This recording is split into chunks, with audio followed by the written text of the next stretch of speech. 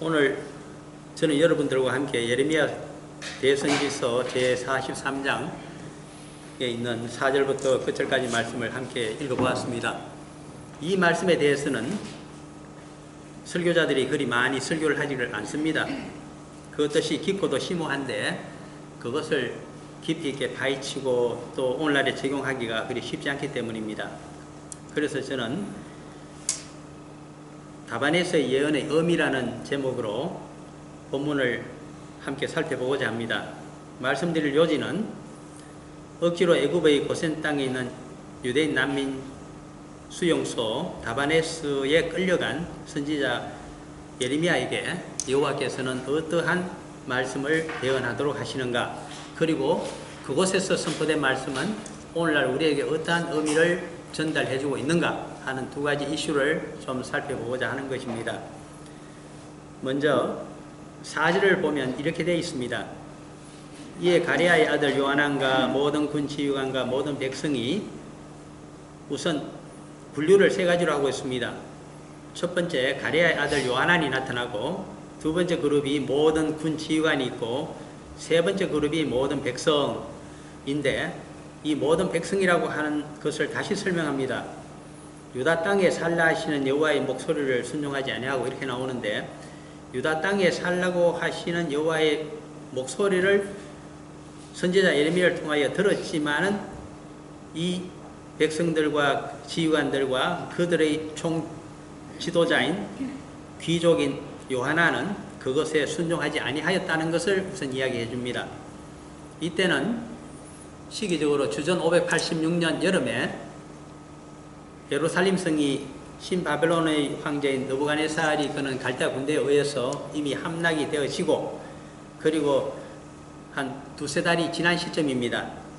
그들은 어떠한 기로에 서게 되었느냐 하니까, 유다 땅에 망국의 땅이긴 하지만은 그러나 조상들이 살던 땅을 지키고 그곳에서 계속 잔류하며 살아야 될지, 아니면 그곳으로 곧 다시 쳐들어오게 될 갈대아 군대를 피해서 가장 안전한 반바벨론 동맹의 수장이 살고 있는 애굽 제국, 바로가 통치하고 있는 그 제국으로 피난을 가야 될지를 지금 결정하고자 하는 것이 앞쪽 42장까지 있었던 내용입니다. 그때 여호와께서는 선지자 예레미야를 통해서 그대로 가나안 땅에 눌러 살게 되면 침입해 올 갈대아 군대를 여호와께서 막아주시겠다고까지 말씀하셨습니다. 그러나 그 말씀을 믿지를 못했습니다. 우리가 위기를 당하게 돼서 양자택일의 기로에 있게 되면 특히 자신의 목숨과 가족들의 목숨이 어떻게 될지 운명을 알 수 없게 될 때는 여호와 하나님의 말씀을 의지할 것인가, 아니면 자신의 지혜와 세상적인 정세 판단을 의지할 것인가 하는 기로에 항상 서게 됩니다. 그런데 이 만국의 백성인 유대인들의 선택은 무엇이었느냐 하니까, 총지휘관이 되는 귀족 요하난과, 이 사람은 애굽에서 망명생활을 하다가 돌아온 귀족이죠. 그리고 그를 지지하고 따르고 있는 유다의 장군이나 장수 출신의 지휘관들, 이들이 합의를 합니다. 그들의 합의가 무엇인가 하니까, 선지자 예레미야가 군사 전략에 대해서 무엇을 알 수 있을 것인가, 그는 군대를 지휘해본 경험이 없습니다. 그러므로 예레미야를 비토합니다. 그리고 여호와의 말씀이라고 하더라도 그것이 선지자 예레미야의 인간의 입을 통해서 나왔기 때문에 온전히 믿을 수가 없다는 것입니다. 그래서 자신들의 판단대로 더 안전하다고 생각하는 애굽으로 들어가자. 그곳에 애굽에서 망명생활을 오래 하고 돌아왔던 귀족 출신인 이 요하난이 이미 그쪽 바로와 그의 신하들에게 이야기해서 옛날 조상들이 살던 애굽의 동북면, 동쪽 국경 가깝습니다. 그러므로 거기를 쭉 지나서 출애굽을 하게 되면 이제 그 시나이 반도와 가나안으로 들어갈 수 있는 그 동쪽입니다. 거기에 다바네스라고 하는 좋은 지역의 고센 땅의 한 중심지입니다. 거기를 이미 난민 정착촌으로 얻어놓았으니 거기 들어가서 안전하게 살자 하는 것이 그들의 합의사항입니다. 그런데 자기들만 들어가게 되면 망명정부를 세울 수 없기 때문에 백성들을 끌고 갑니다. 이 백성들이 바로 느부갓네살 황제가 예루살렘과 유대 땅을 점령한 다음에 대부분의 갈대아 군대를 그곳에서 빼면서 예루살렘 성은 전부 회파시켜 버렸고 그 북쪽 30리 그러니까 약 12km 지점에 있는 성체 요새지입니다. 그 미스바에 설치하여 둔 유다를 다스리는 신바벨론 제국의 황제가 임명한 총독이 있었습니다. 그가 유대인 주아파 그러니까 친바벨론파입니다. 그 귀족의 아들이었던 그다랴였습니다. 그에게 전부 백성들을 맡겼습니다. 쓸만한 백성은 다 포로로 끌고 갔지만은 별 쓸모없는 재산이 없는 자, 가난한 자 그리고 왕자들은 다 죽였지만은 유다의 왕자들은 공주들은 살려서 이 총독 귀족의 아들인 이 총독에게 맡겼습니다. 그리고 많은 유목민들과 그리고 부녀자들까지 남겨서 그들로 하여금 포도농사를 짓고 유대 땅에서 그리고 농업을 경영하고 그리고 유목민들은 목축을 하여서 그것을 매년 조공으로 누구에게 신바벨론 제국 황제에게 바치도록 이렇게 하고서 돌아갔습니다. 군대가 철수를 했습니다. 그렇게 되자 이 유다 총독인 그다랴가 굉장히 인품이 좋은 사람이고 포용력이 있는 사람이었습니다. 그는 귀족 출신이었고 이런 전쟁에 시달린 경험이 없었으며 좀 유약한 사람입니다. 그래서 애굽에서 돌아오는 귀족의 자제들과 그들의 종들 그리고 군대들, 호위병들이죠. 그리고 이미 모압과 암몬 등 유대 땅 주변의 왕국들이 전부 멸망을 했습니다. 그들이 부흥운동을 일으키고 있는 장소는 북부 아라비아였습니다. 거기에서 부흥운동에 참여하다가 돌아온 귀족의 자제들과 유다의 왕족들이 있었습니다. 그들까지 전부 포용을 하고서 죄를 사면해주고 그들의 고향 땅을 주면서 그곳에서 농사를 지어서 조금만 바치고 곡물만 바치게 되면 전부 백성으로 살게 해주는 혜택을 베풀어 주었습니다. 그러나 그것이 잘못되었죠.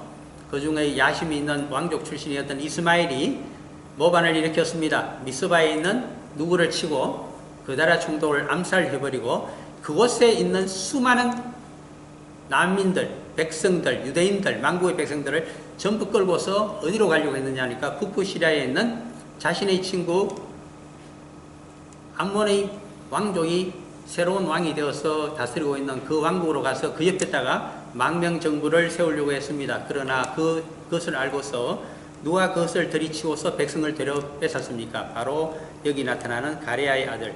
이는 암몬파가 아니고 애굽파였습니다. 그러므로 가레아 아들 귀족인 요하난이 그 백성들을 자신을 따르고 있는 지휘관들과 함께 뺏어서 그렇게 해서 이제는 애굽으로 가느냐 유대 땅의 고향 땅에 잔류하느냐 이것을 두고 하나님의 예언을 구했더니 하나님의 예언은 그대로 이 땅에 조국의 본토에 머물라고 하는 것입니다. 그러나 그 말씀은 귀족인 요하난이 마음에 들지 않았습니다. 왜 들지 않았을까요? 그는 애굽에 가서 망명정부를 세우고 그곳에서 왕이 되고 싶은 욕심이 가득했던 사람이기 때문입니다. 그래서 유대 군사를 옛날에 다스리고 있던 지휘하고 있던 지휘관들 바로 장군과 장수들을 부설렸습니다. 많은 재물을 주면서 자기 편으로 만든 다음에 세력을 키워서 강제적으로 백성들을 고향에 살려고 하는 백성들을 전부 이끌고서 어디로 가느냐 지금 서쪽 애굽 제국으로 들어가려고 하는데 방해가 되는 사람이 있습니다. 그렇게 해서 안 된다고 죽기 살기로 주장하는 사람이 있습니다. 누굽니까? 두 사람이 있었죠. 그래서 그것이 오늘 6절 말씀에 나타납니다. 선지자 예레미야와 네리야의 아들 바룩을 거느리고 하는데 그 두 사람을 여기 선지자 예레미야는 당시에 나이가 60대입니다. 그리고 그의 제자인 수제자인 바룩은 굉장히 학문이 있는 서기관이었습니다. 서기관 출신이면서 나이가 20대 후반으로 보입니다. 이 두 사람을 강제로 이끌고 백성들도 강제로 이끌고서 어디로 들어갔는가? 7절입니다. 애굽 땅에 들어가 다바네스에 이르렀으니 그들이 여호와의 목소리를 순종하지 아니함이러라. 여호와의 말씀을 거절하고 자신의 야욕을 쫓아서 인생길을 가게 되는 경우 그리고 남을 강제로 끌고서 자신의 백성으로 다스리고자 하는 자에게 어떤 여호와 하나님의 가혹한 심판이 임할 것인가 하는 것을 이제부터 보여주고자 하는 것입니다. 그것이 다바네스 예언의 큰 의미가 됩니다. 그러면서 8절이 나타납니다. 다바네스에서 여호와의 말씀이 예레미야에게 임하여 이르시되 이제 나타납니다. 그러면 이 말씀은 누구에게 제일 먼저 임하게 되는 말씀일까요? 선지자 예레미야가 이 말씀을 대언할 때 가장 먼저 그 말씀에 저촉이 되는 사람이 누굽니까? 위에서 보았습니다. 두 번이나 강조했습니다. 가레아의 아들 요하난, 그를 추종하고 있는 그가 뇌물을 써서 자기 편으로 만들었던 이 많은 지휘관들, 그리고 억지로 끌려가게 되는 백성들, 이들에 대한 진로의 말씀이 이제 저주의 언약의 말씀이 임하게 되는데, 그뿐이 아닙니다. 두 번째는 누구에게 임하게 될까요? 그들이 끌려가서 살게 되는 애굽 제국이 임하게 됩니다. 그러한 의미에서 구절이 나타납니다. 너는 유다 사람의 눈앞에서, 유다 사람들이 보는 앞에서, 다반에서 유대인 정착촌에서 유대 사람들이 다 보고 있는데 선지자인 예레미야는 여호와의 명령대로 뭔가 퍼포먼스를 하라고 하는 겁니다. 어떤 퍼포먼스일까요? 그것이 9절입니다. 너 손으로 큰 돌 여러 개를 가져다가, 굉장히 돌이 큽니다. 혼자서 못 들었을 겁니다. 그래서 아마 수제자인 이 서기관 바룩이 도와주었을 겁니다. 또 그를 따르는 충직한 신실한 사람들이 함께 도와서 어디 가느냐? 다바네스에 있는 바로의 궁전 대문의 벽돌로 산 축대 진흙으로 감추라. 참으로 이상한 예언입니다. 오늘 이 예언의 의미만 여러분들이 확실히 파악하고 알 수 있고 현실에 적용시킬 수만 있다면 제가 강의 설교할 아무런 이유가 없습니다. 그만큼 중요한 대목인데 의미를 피상적으로 알고 파악할 수 없기 때문에 조금 공부를 해야만 됩니다. 첫 번째, 다바네스의 근처에 무엇이 있는가? 바로의 궁전이 있다고 이야기를 합니다. 애굽의 동북면이었던 옛날 이스라엘 자손들의 조상이 살고 노예와 같이 살고 있었던 그 고센 땅에 바로의 궁전이 있다고 합니다. 이것이 무슨 궁전일까요?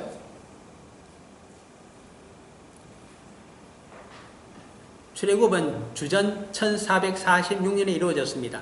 출애굽이 있기 약 120년 동안 노예 상태로 200만 명이 넘는 이 유대인들이, 이스라엘 자손들이 그곳에서 노예 상태로 부역을 하고 있었습니다. 그들이 주로 출애굽기 1장에 보면 부역에 동원된 것은 두 가지였습니다. 그것을 출애굽기 1장에 가서 한번 확인하시기를 바랍니다. 제 말씀보다도 더 중요한 것은 성경 말씀이요, 그 확인을 해보는 여러분들의 눈이요, 지적인 상태입니다. 그리고 영감은 여러분들의 영성을 통해서 주어질 것입니다. 그래서 출애굽기 1장 11절에 보면 무슨 건설 공사를 하느라고 부역을 하게 되었다는 것을 이야기해 줍니다. 출애굽기 1장 11절 같이 읽어볼까요? 감독들을 그들 위에 세우고 그들에게 무거운 짐을 지워 괴롭게 하여 그들에게 바로를 위하여 북보성 비돔과 람셋을 건축하게 하니라. 두 가지가 나타납니다. 바로를 위하여 첫째 국고성 비돔, 두 번째 람셋. 람셋은 엄청나게 큰 신도시를 건설한 것입니다. 이 신도시에 바로의 궁전이 있게 됩니다. 왜 거기다가 별궁을 하나 세울까요? 그것은 이유가 있습니다. 그 이유를 알기 위해서 이것이 1446년 출애굽이 있기 전에 120년 전부터 있어 온 이제 건설 공사인데, 물론 그 비돔이라고 하는 것은 그것은 병기 창고와 그리고 군사 시설들입니다. 말고 바로를 위해서는 제2의 도시인 람셋을 세우고 거기에 별궁을 두었다. 왜 거기에 주전 15세기에 별궁을 세웠을까? 바로가 이 애굽을 통일한 모세 왕조입니다. 그들이 왜 그랬을까? 그것은 18왕조죠. 그러므로 그 왕조가 성립된 것이 주전 1570년입니다. 그러므로 1570년 이전의 애굽의 역사를 봐야만 됩니다. 애굽의 역사는 대혼란의 시기가, 분열의 시기가 바로 그 전에 통일왕조, 18왕조, 신왕국 시대 이전에 있었습니다. 그것을 이름하여 중간기라고 그러죠. 그 중간기는 분열의 시대요, 그리고 이민족이 침입해서 바로가 된 시대입니다. 어느 이민족이 침입하였을까요? 동쪽에서 오는 이민족이었습니다. 언제 쳐들어왔을까요? 1750년, 주전 1750년에 쳐들어왔습니다. 정체를 알 수 없었기 때문에 그냥 힉소스인들이라고 역사학자들이 이야기합니다. 그들이 두 왕조를 만들면서 그것을 오랫동안 1750년에서 1570년을 빼시게 되면 180년이 됩니까? 거의 200년 동안 스스로 바로가 되어갖고 하이집트를 다스렸지만은 그러나 그들의 정체를 완전히 알 수가 없어서 동쪽에서 온 유목민들이다. 그냥 그렇게 이야기합니다. 그러나 좀 더 정확하게 말씀을 드리자면 그들은 선진 무기 체계를 갖고 있었습니다. 당시에 애굽 제국이 갖고 있지 못한 두 가지 무기를 가지고서 하이집트에서 애굽인들을 몰아냈습니다. 그 무기 체계를 오늘날 많은 학자들이 찾아내고 있습니다. 첫 번째가 엄청난 바퀴 문화입니다. 바퀴가 유명하다고 하는 것은 이것은 메소포타미아에서 이 바퀴 문화가 먼저 발전하기 시작했는데, 메소포타미아 하면 그곳에 살던 사람들이 바퀴로서 유명합니다. 바퀴가 왜 유명하냐 하니까 그것을 나중에 철제로 만들었을 때는 운반 도구로도 쓰일 뿐 아니라 그것을 가지고 마차를 만들 수 있는 바퀴가 될 수 있기 때문입니다. 오늘날 여러분들이 자전거를 아실 겁니다. 자전거를 바퀴를 만들 때는 화살과 같은 것들이 박혀서 그래서 가볍게 해서 바퀴가 돌아갑니다. 그 작품이 어디에서 나온 것이냐 하니까 메소포타미아의 발명품입니다. 그 전에는 어떤 바퀴를 사용했을까요? 통나무 바퀴를 사용했습니다. 화살처럼 살이 없고 통나무로 되어 있기 때문에 속력을 별로 낼 수가 없습니다. 그런 바퀴 시대에서 화살로 된 바퀴 문화로 넘어간 것이 메소포타미아의 문명인데, 그 문명을 가지고 있었던 자들입니다. 그 중에서도 철제 무기로 강력한 무장을 하고서 전차를 달리면서 상대편 전차를 그냥 들이박습니다. 그러면 애굽의 전차와 힉소스인들의 전차가 부딪히게 되면 어느 전차가 부서지느냐 하니까 약한 애굽의 전차가 다 부서져 버립니다. 뿐만 아니라 이들은 기마민족이었으며 유목민들이었습니다. 그러므로 마차 위에서 활을 쏘는데 아주 강궁을 사용했습니다. 애굽 사람들이 쏘는, 그들도 전차가 있어서 쏘는 화살은 닿지도 못하는 먼 거리에서 화살을 쏘서 전부 거꾸로 때려버립니다. 마차가 그냥 거꾸로집니다. 상대편이. 왜? 그 화살에 맞아서. 그것은 마치 옛날에 몽골 병사와 유럽 혹은 또 중동의 전쟁을 연상하시면 똑같습니다. 그래서 이 선진 전차와 이 강궁을 갖고 있지 못하기 때문에 하이집트가 무너졌습니다. 그리고 그들의 하이집트를 빼앗겼는데, 그들은 하이집트의 수도였던 멤피스, 높지방을 차지한 것이 아니라 자신들의 왕궁을 어디다 세웠느냐 하니까 이미 같은 동족인 셈족, 히브리인들이 살고 있었는, 누굽니까? 이스라엘 자손들입니다. 그 고센 땅에 그들의 왕궁을 설치했습니다. 그 이름이 여러분들에게 이미 제가 무알폰으로 그 사진을 보내드렸습니다. 그 지역이 바로 지도상에 있는 아바리스입니다. 그래서 아바리스의 위치를 잘 보셔야 됩니다. 아바리스가 어디에 위치하고 있는가? 바로 다반에스 유대인 난민촌 동쪽 가까이 있었습니다. 그러므로 이제 알 수 있습니다. 그러므로 구절 말씀을 유심히 보셔야 됩니다.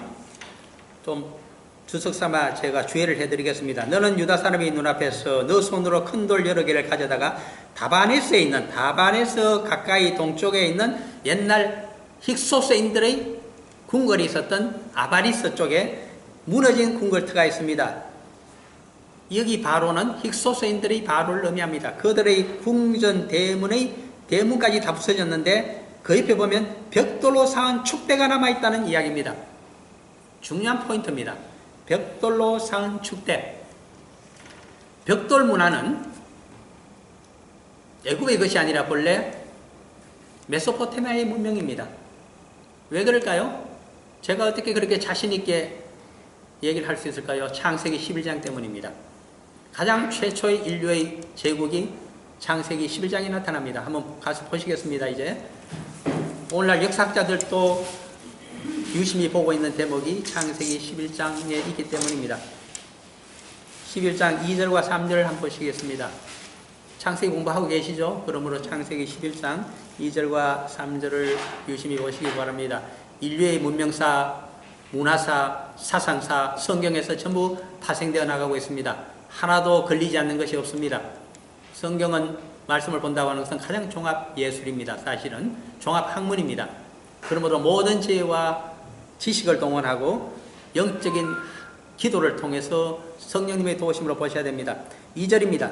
이에 그들이 동방으로 옮기다가, 동방으로 어떤 족속이 옮겨갔다고 하는 것은 서방에서부터 동방으로 진출했다는 것입니다. 누가 진출했을까요? 그것이 창세기 10장 8절과 9절에 나타납니다. 창세기 10장 8절에 보시면 구스는 함, 오늘날 흑인종의 장자입니다. 함의 장자인 구스가 니무르스를 낳았으니 그는 세상의 첫 번째 역사라. The first warrior입니다. 이 세상의 가장 처음의 영걸과 지배자가 니무르스인데, 이 구스라고 하는 아버지가 차지하고 있는 땅은 에티오피아입니다. 에티오피아일 뿐만 아니라 홍해를 건너서 아라비아 반도 서해안 일부를 같이 갖고 있었습니다. 구스라고 하면 이디오피아와 그 동쪽에 있는 해안가를 함께 갖고 있는 것이 구스였습니다. 옛날에. 이곳에서 그는 동진을 하기 시작합니다. 왜? 그가 여호와 구절이죠. 여호와 앞에서 용감한 사냥꾼이 되었습니다. 사냥꾼은 헌터를 의미하지만 킬러를 의미합니다. 그리고 약탈자와 지배자를 의미합니다. 되었으므로 속담에 이르기를 아문은 여호와 앞에 니무롯같이 용감한 사냥꾼이로다 하더라. 남을 지배하기 위해서 그는 점령하는 자입니다. 정복자입니다. 그래서 그의 나라가 뻗어갑니다. 10절 그의 나라는 시날 땅의 바벨, 시날 땅의 바벨이 메소포타미아 중심 지역을 의미합니다. 시날 평지는 어디서 시작되느냐? 이라크의 수도인 바그다드에서부터 남쪽으로 있는 지역이 전부 시날 평지가 거기 바그다드에서부터 아래쪽 300 내지 400km까지가 전부 시날 평지입니다. 거기에서부터 나라를 세웠습니다.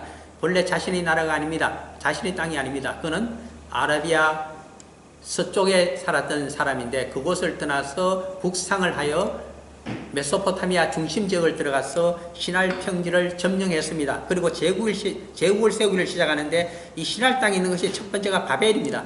바벨이 어디 있었는가? 바그다드 바로 아래쪽에 있었습니다. 그리고 에렉과 악갈과 갈레에서 시작되었다. 이 지역들이 전부 메소포타미아 지역에 있는 지명들입니다. 거기서 그 다음에 전부 점령한 다음에 북진을 합니다. 어디를 타고 북진할까요? 유프라테스 티그리스 강 중에 특별히 동쪽에 있는 티그리스 강을 타고 북상을 합니다. 그래서 11절입니다. 그가 그 땅에서 아수르로 나아가 티그리스 강 상류에 아수르의 중심 지역이 있습니다. 니느웨였습니다. 나아가 니느웨와 르호보단과 갈라와 그러므로 그 북쪽까지 전부 들이쳐서 어디까지 쳤을까요? 카스피해까지 들이치고서 대제국을 형성했습니다. 역사적으로 가장 먼저 된 이 대제국이 그곳에 있는데 그 말을 2절에서 11장 2절에서 이와 같이 이야기합니다. 이에 그들이 동방으로 옮기다가 시날 평지를 만나 거기 거류하며 거기서부터 제국을 세우기를 시작하고 거기서부터 자신의 제국의 중심지에 하나의 위대한 업적을 온 세상에 떨치는 탑을 건설합니다. 무슨 재료로 건설합니까? 11장 3절입니다. 서로 말하되 자 벽돌을 만들어 견고히 굽자고. 탑을 쌓기 위한 재료가 벽돌입니다. 애굽에 벽돌 문화가 있습니까? 벽돌로 만든 탑이 있습니까? 없습니다. 애굽에는. 벽돌 대신 무엇을 사용했습니까? 애굽 사람들이? 돌을 사용했습니다. 큰 돌을 사용했습니다. 사람이 옮기기도 힘들 정도로 큰 돌을 사용해서 피라밋을 만들고 돌로 조각을 만들어서 스핑크스를 만들어 자들이 그들입니다. 그런데 그들 땅에 벽돌 문화가 들어오기를 시작합니다. 자, 먼저 역사상 처음으로 있는 11장 3절 서로 말하되 다 벽돌을 만들어 견고히 굽자 하고 이에 벽돌로 한 층 한 층 돌을 대신하여 쌓으면서 역층으로 진흙을 대신하고 역층과 진흙, 아스팔트와 진흙을 해서 단단하게 공기도 통하지 않도록 전부 쌓아 올렸다는 것입니다. 그래서 어디까지 쌓아 올렸을까? 하늘 끝까지 쌓아 올립니다. 4절입니다. 또 말하되 자 성읍과 탑을 건설하 이것이 바벨탑이죠. 그 탑 꼭대기를 하늘에 닿게 하여 마천 누릅니다. 하늘을 닿게 한다. 마천. 우리 이름을 내고 인본주의 제국주의 사상입니다. 우리의 이름을 온 세상에 떨치고 지면에 흩어짐을 면하자. 영원한 제국을 세우고 영원히 우리 족속만이 지배민족이 되고 나머지 수많은 수백의 족속들은 우리의 피지배민들이 되어서 그들을 노예로 부리면서 우리는 제국의 영광을, 세상적인 영광을, 우리의 부와 우리의 문학과 우리의 사상을 온 세상의 중심 사상으로 하자. 엄청난 선민 사상이 여기서 폭발합니다. 이 선민 사상 여호와 하나님께서 좋아하실까요? 인본주의 사상 좋아하실까요? 세상을 영원히 패권국으로 지배하자고 하는 것 좋아하실까요? 절대로 좋아하지 않습니다. 그러므로 바벨론도 망하고 물론 그 전에 아수르가 망합니다. 바벨론 제국이 망합니다. 페르시아 제국이 망합니다. 그 다음에 헬라 제국이 망합니다. 그것도 그 다음에 로마 제국이 망합니다. 그 다음에 스페인 제국이 망하고 대영 제국이 망하고 마지막으로 미국 제국이 합중국 제국이 지금 오늘날 통치를 하고 있습니다. 2차 대전 이후에. 영원할 것일까요? 저는 영원하지 않다고 생각합니다. 성경 말씀이 영원하지 않다는 것을 이제부터 답안에서 예언을 통해서 보여주기를 시작하기 때문입니다. 창세기 11장에서 바벨탑을 무너뜨려 버리십니다. 신본주의가 아니라 인본주의로 살아가는 자들, 권력과 부로서 세상을 영원히 지배하고자 하는 자들, 많은 사람을 착취하고자 하는 자들, 용서하지 아니하고 전부 무너뜨려 버리리라. 여호와 하나님의 음성입니다. 그 음성이 다시 폭발하는 장면이 바로 오늘 본문의 내용입니다. 그러므로 벽돌로 쌓은 축대에 큰 돌을 가져다가 진흙으로 숨겨놓게 되면 이런 역사 섭리를 내가 4년 후에 보여주리라. 10절입니다. 곧 역사적인 사실로 그 말씀을 전가하십니다. 예언의 말씀이 먼저 있죠. 그리고 너는 그들에게 말하기를 만군의 여호와 이스라엘 하나님께서 이와 같이 말씀하시되, 만군의 여호와가 이스라엘의 하나님보다 먼저 앞서고 있습니다. 이 말씀은 특별한 의미를 가진다고 여러 차례 제가 말씀드렸습니다. 만군의 여호와는 모든 만군이라고 하는 것은 올마이티가 제호바를 의미합니다. 왜 올마이티 하신가? 왜 전능하신가? 모든 피조물을 지으셨기 때문입니다. 모든 피조물의 인생과 삶과 그들의 역사를 지금도 섭리하시기 때문입니다. 그리고 모든 천사를 부하로 부리고 통솔하고 계시기 때문입니다. 그러므로 이 세상에 있는 그 어떤 것이라도 스스로 계시는 창조주 여호와 하나님의 힘 앞에 굴복할 수밖에 없다는 것이 만군의 여호와의 뜻입니다. 그런 말씀으로 알아들으셔야 됩니다. 그러므로 만군의 여호와의 말씀은 누구에게 전달되는 것일까요? 모든 피조물들에게, 모든 영들에게 선포하시는 말씀입니다. 그런데 우리들은 이 만군의 여호와의 역사 섭리를, 인생 섭리를 어떻게 알 수 있을까요? 이스라엘의 하나님께서 어떻게 그들의 역사를 주관하시며 인도하셨는가를 보게 되면 자연히 우리 자신에 대한 것도 알 수 있다고 하는 뜻에서 반드시 이스라엘의 하나님이라고 말씀하십니다. 그러므로 답안에서의 예언은 그렇게 보시게 되면 이와 같이 10절입니다. 말씀하시되 보라 내가 내 종 바벨론의 느부갓네살 왕을 불러오리니, 내 종 바벨론의 느부갓네살 왕, 이방왕입니다. 신바벨론 제국 느부갓네살 황제의 이름 아닙니까? 그런데 그 앞에 여호와의 종이라고 하는 내 종이라고 표현하십니다. 왜 그럴까요? 내가 사용하겠다는 것입니다. 그것이 흠이 있든지 악하든지 죄악되든지 간에 내가 일정한 목적을 위해서, 특정한 목적을 위해서 그를 일정 기간 사용하겠다는 것이 내 종이라고 하는 표현입니다. 그러므로 여호와의 종이 되었다고, 하나님의 종이 되었다고 해서 모두가 여호와 하나님께서 선한 목적으로만 사용하는 것은 아닙니다. 때로는 죽이고 살해하는 도구로도 사용이 된다는 것을 아셔야 됩니다. 똑같은 표현이 같은 예레미야서 25장 9절에 들어가 있습니다. 한번 보시기 바랍니다. 두 번째 나타난 표현입니다. 예레미야서에서 그런 의미로 사용되고 있구나. 내가 현재 여호와의 종이라고 하더라도 내가 선한 도구로 사용되고 있는지 악한 도구로 사용되고 있는지 항상 점검하셔야 됩니다. 교회 생활에서나 신앙생활에서도 중요한 포인트가 되겠습니다. 25장 9절 읽어볼까요?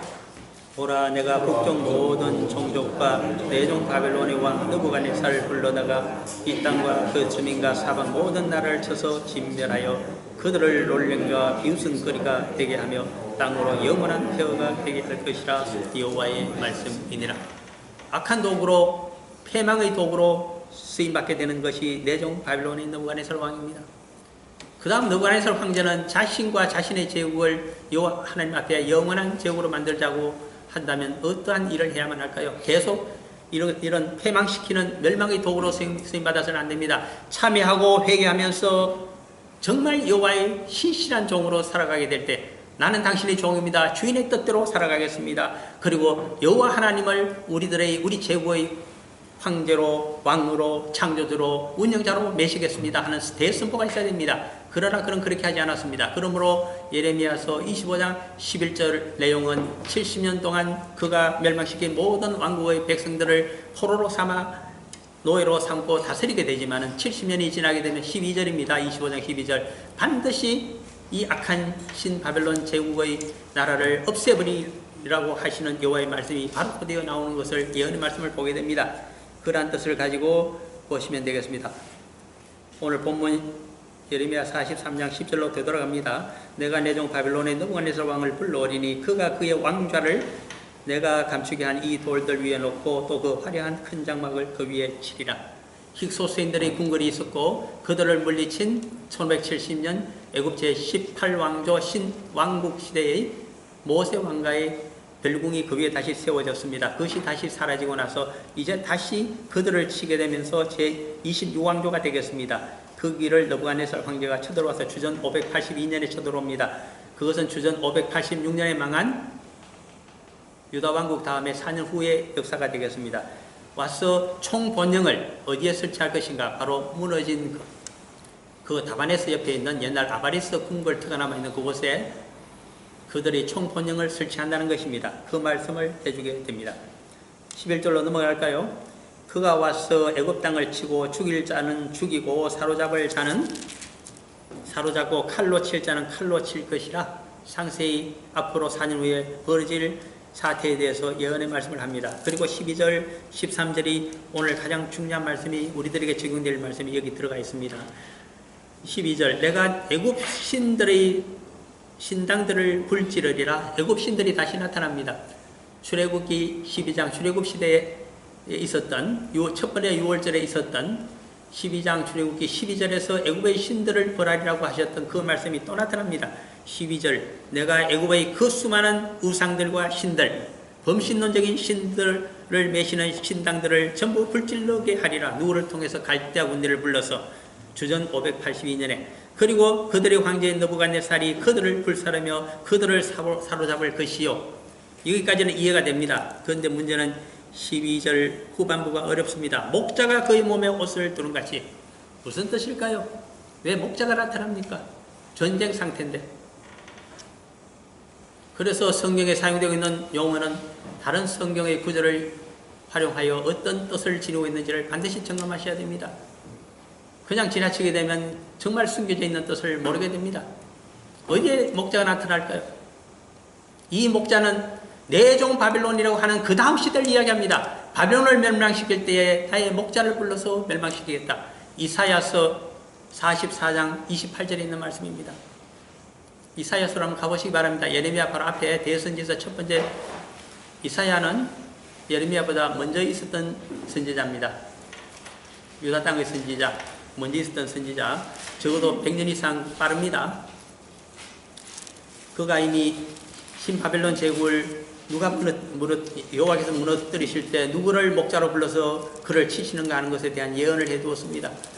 100여 년 전에 이사야서 제44장 28절이 되겠습니다. 그 말씀을 지금 인용하고자 하는 것이 바로 이 구절입니다. 그래서 보셔야 되지 않겠어요? 44장 28절. 찾으신 줄 알고 같이 봅니다. 고레스에 대하여는 이르기를 내 목자라 그가 나의 모든 기쁨을 성취하리라 하며 예루살렘에 대하여는 이르기를 중건되리라 하며 성전에 대하여는 너의 기초가 놓여지리라 하는 자니라. 주전 586년 여름에 예루살렘 성을 함락시킨 신바빌론 제국 느부갓네살 황제가 그의 갈대아 군대를 동원하여 예루살렘 성과 성전을 전부 불태우고 파괴시켜버렸습니다. 그러나 70년이 지나게 되면 주전 516년에 제2성전이 재건됩니다. 꼭 70년 만입니다. 누구를 통해서 될까요? 고레스 황제의 칙령에 의해서 시작이 되어지도록 됩니다. 주전 539년에 그는 북쪽에 있는 같은 아리안족이었던 메데 왕국 자신의 장인입니다만은 그 다리오 왕 합작을 해서 기습을 합니다. 신바벨론 제국의 수도였던 바벨론을 하루 만에 전부 무너뜨립니다. 그 다음에 3년간 전쟁을 터서 북부 아라비아에서 반란군을 진압하고 있던 신바벨론 제국 제5대 황제, 마지막 황제입니다. 나보니더스 황제와 그의 정예병들을 전부 몰살시키고 그는 북상을 하여 다시 바벨론으로 돌아와서 자신의 장인이 천하군세를 장악하고 있는 것을 다시 쳐붓습니다. 그래서 주전 536년에 제가 536년이라고 하는 것은 70년 만이기 때문입니다. 느부갓네살 황제는 주전 605년에 즉위하였는데 70년이 되게 되면 그의 왕국이 망하기 때문입니다. 536년에 신바벨론 제국이 망하고 고레스 황제의 페르시아 왕국이 시작이 됩니다. 출범하게 됩니다. 그렇게 되면 그는 칙령을 내려서 바벨론에서 70년 동안 포로 생활하고 있던 유대인들에게 자유를 선포해주고 원하는 자에게는 고토와 고향으로 돌아가서 예루살렘 성전을 재건할 수 있도록 재정적으로 뒷받침을 해줍니다. 그러므로 목자라는 말을 사용했습니다.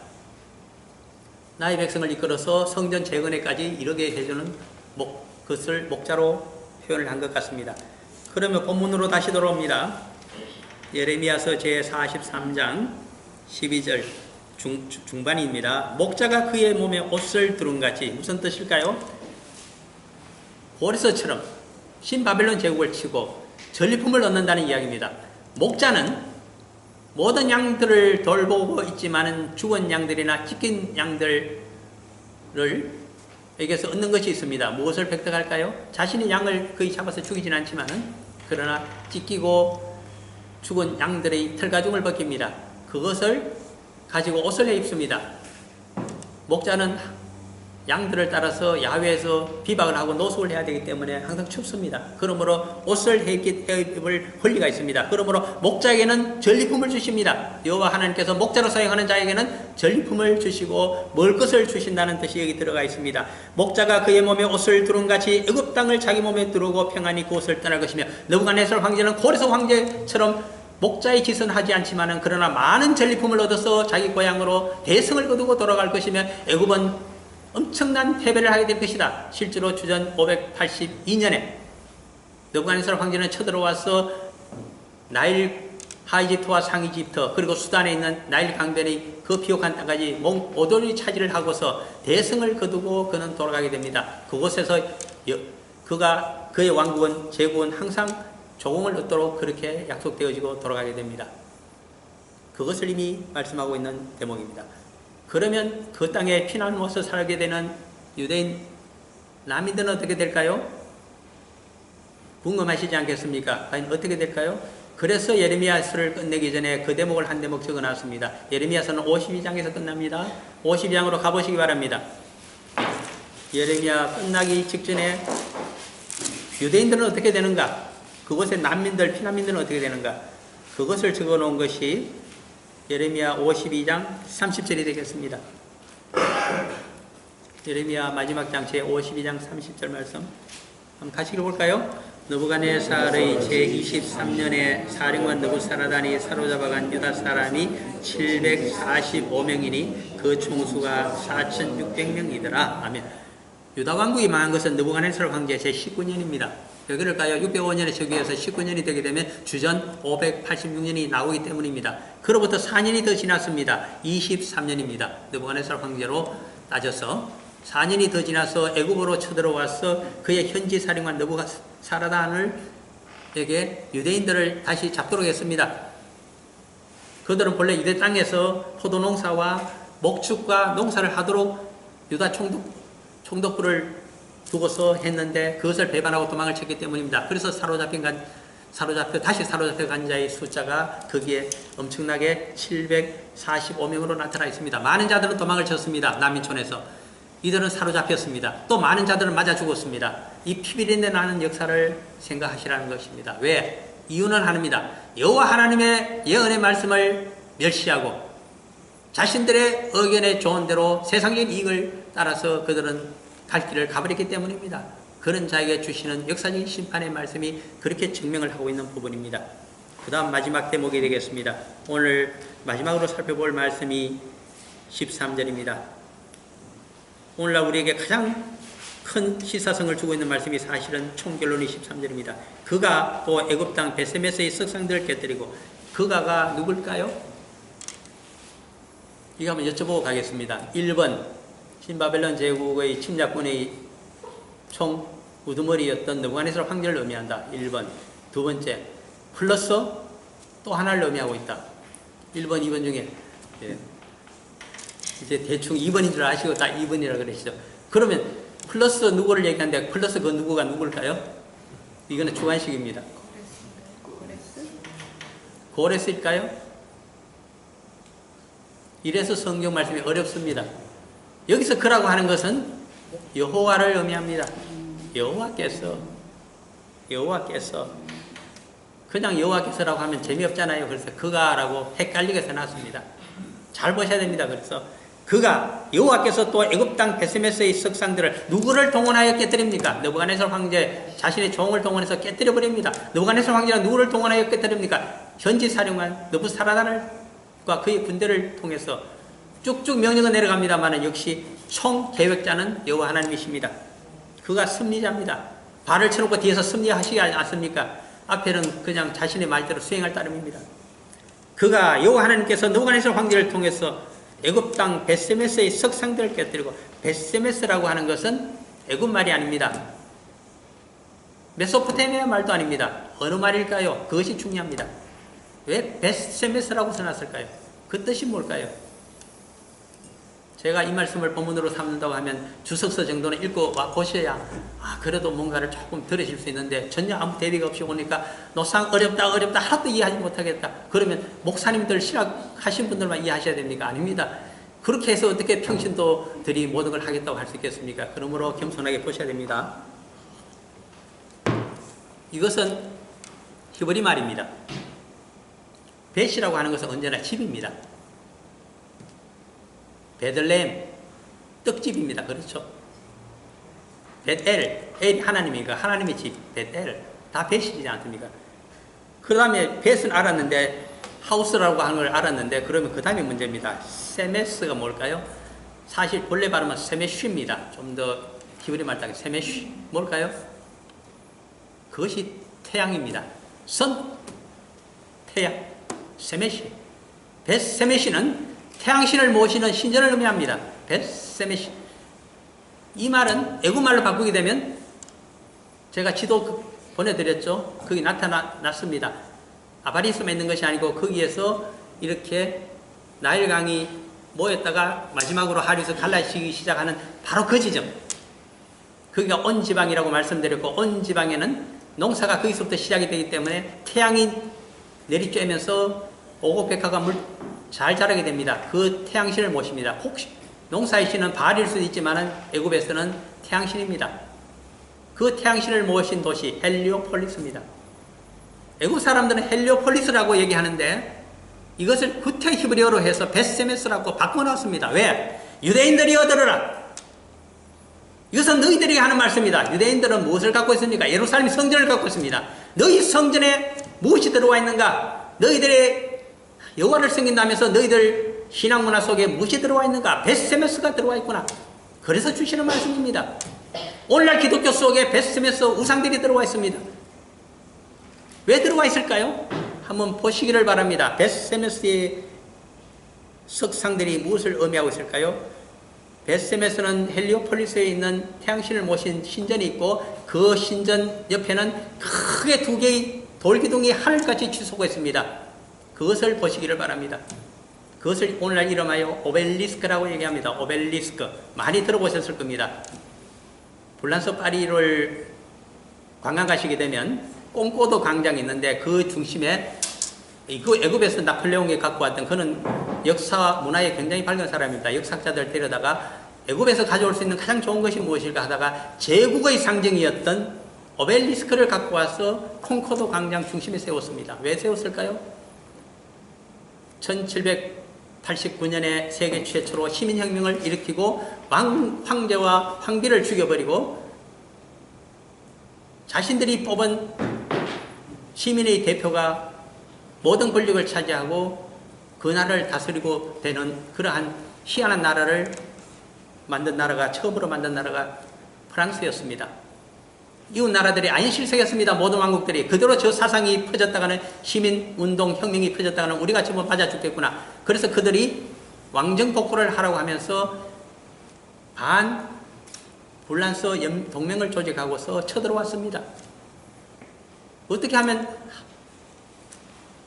비옥한 나라라고는 하지만 이 불란서 프랑스가 모든 나라를, 유럽에 있는 모든 나라를 이길 수가 있을까요? 방법이 딱 두 가지 있었습니다. 그것을 역사적으로 기억하셔야 됩니다. 첫 번째, 그때까지 용병제도였습니다. 그러므로 모든 프랑스의 20세 이상 장정들은 전부, 남자들은 전쟁에 나가라. 국민개병제가 거기서 실시되었습니다. 나폴레옹이 그때 이야기했습니다. 이 개병제만 해주면 자기가 전쟁에서 이기겠다고 했습니다. 그래서 프랑스의 정부가 승인을 해줬습니다. 모든 전쟁은 너에게 맡길 테니, 총사령관이 일개 영관급 장교였습니까? 위관급 장교였습니다. 그 전쟁의 천재였던 나폴레옹에게, 젊은이에게 전부 총사령관을 되게 하고 국민을 20세 이상 남자를 전부 징집해 갈 수 있는 징집권을 줬습니다. 두 번째는 무엇을 주었을까요? 전쟁에서 승리하게 되면 모든 권력을 이 시민을 보호하는 모든 권력을 다 당신에게 1인 독재를 허용해 주겠다고 약속해 줬습니다. 그래서 신나게 전쟁 쳤습니다. 이겼습니다. 무엇을 이겼을까요? 첫째, 엄청난 용병 대신에 국민병을 모집해서 전쟁을 쳤는 인적 자원이 풍성했고, 두 번째는 그런 포병 장교였기 때문입니다. 그때까지만 큰 들판에서 착금을 해서 서로 마주 찌르는 그런 백병전을 하던 시대입니다. 그런데 그는 그렇게 하지 않았습니다. 뒤쪽에 가까운 데 포를 절벽해 놓고서 먼저 포를 쏘아버렸습니다. 착금하고 전진해 오다가 전부 맞아 죽었습니다. 포병의 귀재가 바로, 그가 시킨 것은 그의 군인들에게 정밀한 폭격 기술을 가르친 자가 바로, 박격포 기술을 가르친 자가 나폴레옹이었습니다. 그래서 대성을 했습니다. 그러나 그것이 오래 갈까요? 아닙니다. 상대편도 그 전략을 알게 됩니다. 그래서 나중에 지게 됩니다. 이 나폴레옹이 영원한 제국 프랑스 시민혁명을 온 세상에 퍼뜨리고자 했습니다. 그래서 이런 결의까지 당시 프랑스 의회가 했습니다. 이제는 혈통적인 프랑스인은 없다. 대신 어떤 사람들이 프랑스 시민이 될까요? 시민혁명을 지지하는 모든 자는 프랑스에 살 수 있는 권리와 시민이 될 수 있는 권리를 인정한다. 가장 먼저 세계화된 글로벌 소사이티를 만든 나라는 프랑스입니다. 그래서 아시안들이 이야기합니다. 세상에서 살고 싶은 나라가 딱 두 군데 있다고 얘기하는데, 첫째 하나가 프랑스, 유럽에서는 두 번째가 미국. 아무렇게나 되어 있는 나라이기 때문입니다. 누구나 가서 살 수 있기 때문입니다. 그렇게 이해하시면서 역사를 보시기를 바랍니다. 그러한 위대한 제국을 세우기 위해서 나폴레옹이 오벨리스크야말로 앞으로 우리 프랑스가 모셔야 될 신이다. 그래서 갖다 놨습니다. 이 오벨리스크는 바벨탑과 같기 때문에 이것을 중심으로 하여, 오벨리스크는 프랑스 시민의 혁명을 의미합니다. 그 주위에 전부 하나 되어 모여라. 이 오벨리스크를 중심으로 영원한 제국을 만들자. 그래서 거기 갖다 놨습니다. 그것이 여기 나타나는 베스메스의 석상입니다. 그런데 문제는 이 석상이 두 개가 있습니다.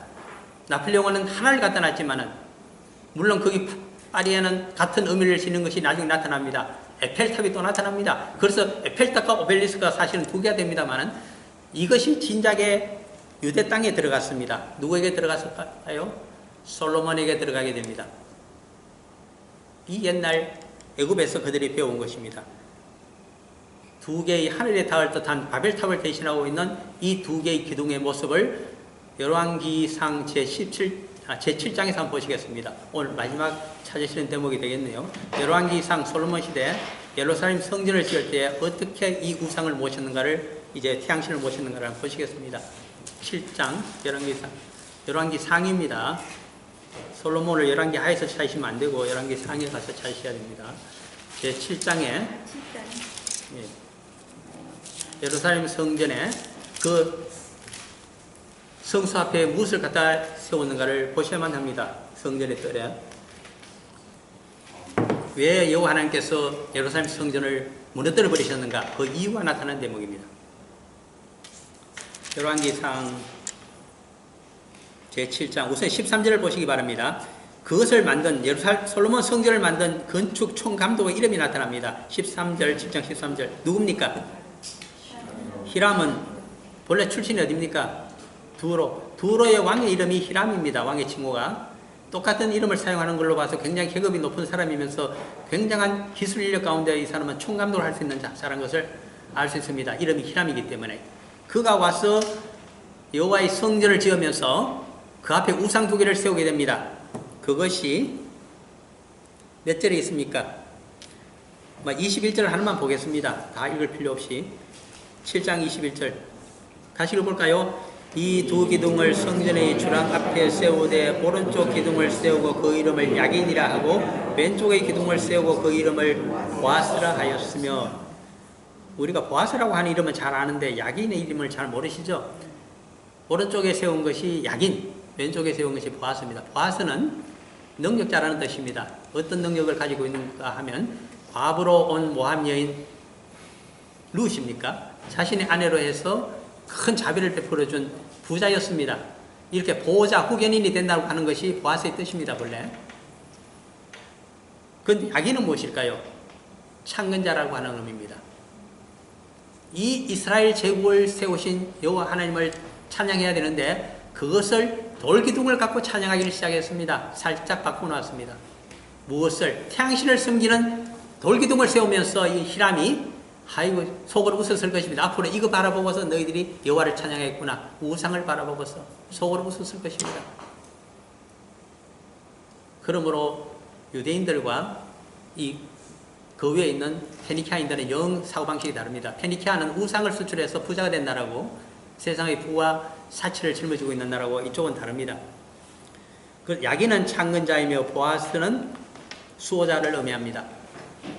그러므로 여호와 하나님이라고 하는 뜻은 본래 창조주를 의미하고 그리고 보호자이심을 수호자이심을 의미해 줍니다. 이것이 신앙의 두 기둥입니다. 그런데 이 두 기둥에 여호와로 말미암지 않고 만군의 여호와로 말미암지 않고 태양신으로 말미암아 바꾸어서 섬겼습니다. 어디에 나타날까요? 예레미야서에서 그렇게 꾸짖고 있는 것이 바로 그 대목들입니다. 나중에 집에 가셔서 제가 시간 없어서 찾지 않겠습니다만은 하늘의 여신을 섬겼기 때문에 유대 나라를 멸망시킨다고 하는 것이 있습니다. 그리고 뭐 간단하게 지금 찾아볼 수 있는 것이 있기 때문에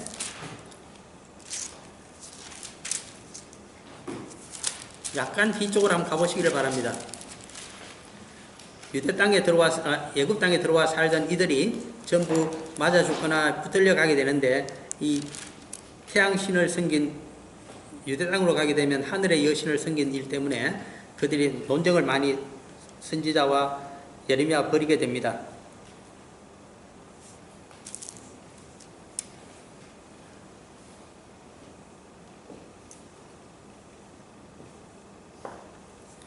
그 44장 17절 한 구절만 보겠습니다. 시간이 많이 지났기 때문에 44장 17절 한 구절만 보겠습니다. 같이 읽어볼까요? 우리 입에서 내 모든 말을 반드시 실행하여 우리가 본래 하던 것 곧 우리와 우리 선조와 우리 왕들과 우리 고관들이 유다 성읍들과 예루살렘 거리에서 하던 대로 하늘의 여왕에게 분양하고 그 앞에 전제를 드리리라. 그때는 우리가 먹을 것이 풍부하며 복을 받고 재난을 당하지 아니하였더니 옛날 유대 땅에서 하늘의 여왕에게 태양신을 의미합니다. 또 일월 성신을 섬기기 때문에 밤에는 달신을 의미하겠죠. 그들에게 제물을 드리고 그들을 두 기둥을 두고 열심히 섬겼을 때에는 나라가 태평하더니 여호와를 제대로 섬겨보려고 했더니 나라가 망하게 되었다고 거꾸로 얘기하는 대목입니다. 이것 때문에 망하게 됩니다. 나중에 예레미야서 앞부분으로 가셔서 이 하늘의 여왕을 섬긴 그들의 죄악을 어떻게 징치하고자 하시는지 여호와의 말씀을 엄밀하게 보시기를 바랍니다. 오늘 총 결론으로 한 대목만 말씀드립니다. 오늘날 우리들에게 여호와 하나님 대신에 혹시 바벨탑을 그리고 무너진 솔로몬 성전에 있던 이 두 개의 기둥을 지금도 우리가 혹시 숨기고 있는지 모르겠습니다. 그렇다면 내려놓아야 됩니다. 우리 인생을 창조하신 것이 혹시 이 신바벨론 제국 느부갓네살 황제처럼 여호와 하나님이 아니고 자신의 제국을 만들어준 자가 벨모르닥이라고 그는 주장했습니다. 벨은 창건자라는 뜻입니다. 창조주를 의미하는 그들의 이방 신들의 이름입니다. 그리고 모르닥은 그 말뚝신입니다. 역시 그것을 모르닥이라고 해서 이 모르닥이 역시 수호자라는 의미입니다. 이 벨모르닥을 섬겨라 여호와 하나님 대신에. 우리가 교회 나와서 신앙생활을 하면서 혹시 세상적인 이익과 권세와 세상적인 유익을 얻기 위해서 벨모르닥을 그리고 이 오벨리스크를 섬기면서 제국을 우리 땅을 경영하고 있는지 모르겠습니다. 그렇게 된다면 통일도 보험 안에서의 대로도 그리고 영원한 하나님 나라의 영광도 그 가문과 우리 개인과 나라에 깃들지를 못합니다. 그 점을 깊이 생각하시면서 앞으로 우리가 목전에 두고 있는 통일도 그리고 우리의 자신들의 가문도 깊이 생각해 보시는 또 우리의 교회 문제도 생각해 보시는 놀라운 깨달음과 은혜가 여러분들과 저에게 함께하기를 간절히 소원합니다. 잠깐 기도하고 마칩니다. 사랑하는 아버지 하나님